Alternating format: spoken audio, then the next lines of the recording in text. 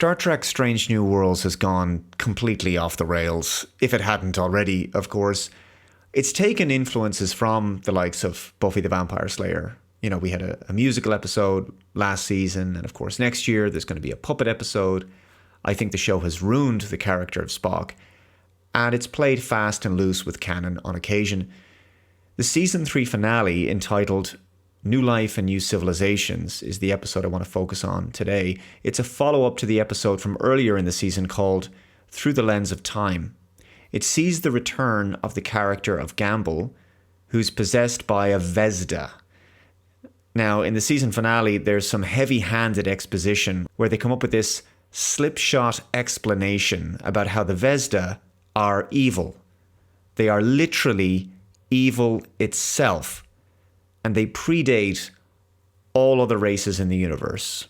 Now, this sounds very Buffy to me, because on that show, there was a non-anthropomorphic enemy called the First Evil. It was quite literally the very first evil that had ever existed, and it predated all life on Earth. The character of Captain Batel, the love interest of Captain Pike, has been changed so that she is an amalgam of all the races who've ever faced evil. The conversation is a series of totally illogical what-ifs. Like, what if this, what if that? And they just ask a series of questions to the point where they just decide this completely unsubstantiated theory is fact.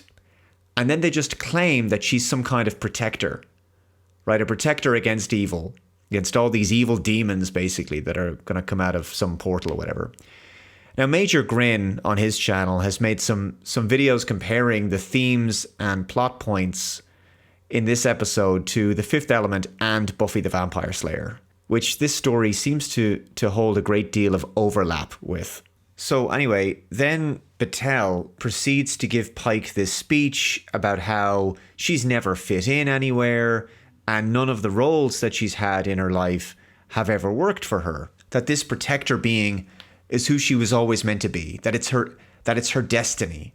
It's all very Buffy in my view. It's basically like she's chosen, right? She's like a chosen one superhero type situation, and it's just laughable. This is absolutely not Star Trek material. Whenever Star Trek did border into fantasy like this in the past, it always had a scientific explanation behind it. There was some, technology behind it, or it was a trick, for example. But this time, this is pure supernatural paranormal fantasy without any attempt to give it a grounding in science. It's actually crossed over into a different genre entirely. The climactic battle between Batel and Gamble looks like something out of a Marvel film or Doctor Who or Buffy. What happens to her? She turns into a statue in the end, by the way. But the way she does it, this energy comes out of her, and it looks like regeneration energy from Doctor Who. It doesn't look or sound much like Star Trek to me. And essentially, this has been one of the hallmarks of New Trek from the beginning, to try to transform the franchise into something else and take influences from non-Trek shows. Now, I am going to balance my argument here a little bit, and I'm going to give credit where it's due. This episode was very well put together from a technical perspective, and it does elicit the right emotional tone in the end. Right? This is a heartbreaking and somber farewell for Pike's love interest, Batel. Their relationship is over. He has to deal with that. He's left to pick up the pieces. I think the ending strikes the right emotional chord. The production values in this episode are fantastic. The effects, the set design, the direction, the scoring, the action beats, and the acting are all top-notch. But then again, I've never had to criticize those elements of this show because those are the strongest points of the series. If this was a show with a completely different name, if this was, say, The Orville, or some other non-Star Trek show, I wouldn't be criticizing it. Because it would be perfectly acceptable for it to be something else entirely, and to incorporate the supernatural and magical. My only gripe is that it's a Star Trek series, and it's not being written like one.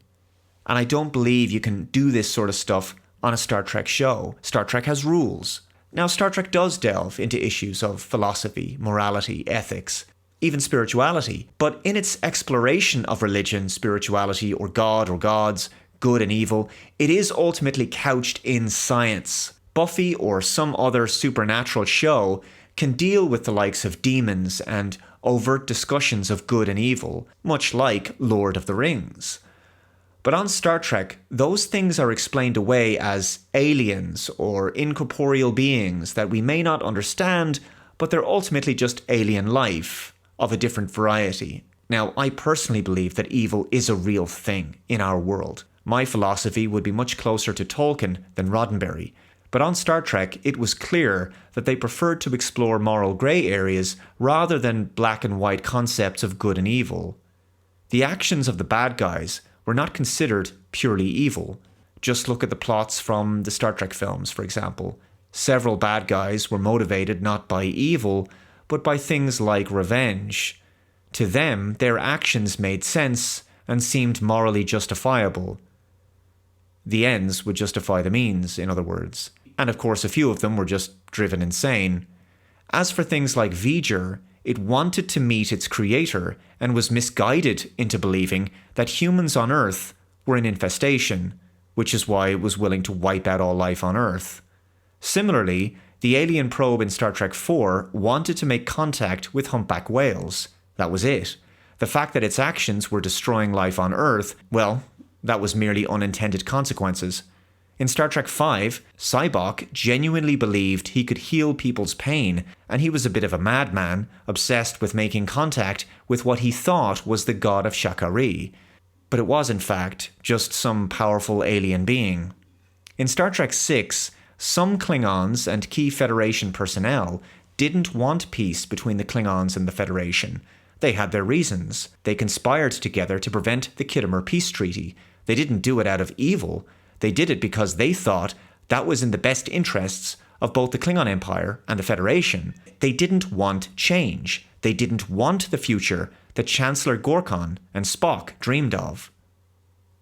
In Star Trek Generations, Soren just wants to be with his family again in the Nexus. The fact that he's willing to destroy entire stellar systems and thus kill millions of lives in the process speaks to his moral ambivalence. You could call it evil, but the guy just doesn't care. In Star Trek First Contact, the Borg simply want to assimilate Earth. Not out of malice, but because they essentially spread across the galaxy like a virus. They propagate themselves by assimilating other life forms, and in this regard, they believe they obtain some kind of perfection.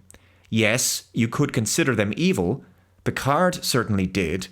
But in Star Trek's philosophy, they're merely a dangerous alien race with an irreconcilably different moral framework.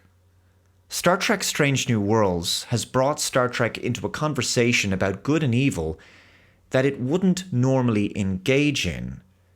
I think it works for other films and TV franchises, but I don't think it fits well with Star Trek. And again, I think it speaks to a trend in modern Star Trek to mold Star Trek into something different, something that it isn't, something that it's not supposed to be.